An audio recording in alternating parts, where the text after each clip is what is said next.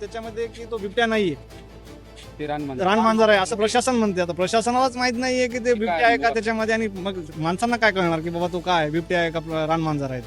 त्याच्यामुळे हा वातावरण इकडचा आमच्या गावातला भरपूर दहशतीचा आहे बिबट्याच्या सध्याच्या कंडिशनला पाहिलं गेलं तर. त्याच्यामुळे ते आता काय प्रशासनाने एक कॅमेरा आणून बसवला आणि बिबट्याचा शोध घेत आहे. 12 वाजता बिबट्या प्रशासनाला कॉल केला, प्रशासन 4 वाजता पोहोचले. तर भीतीचं वातावरण तर असणारच.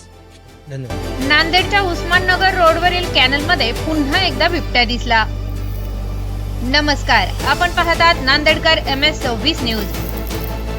नांदेडच्या उस्माननगर रोडवरील कॅनलमध्ये पुन्हा एकदा बिबट्या दिसल्याने सर्वत्र खळबळ उडाली आहे.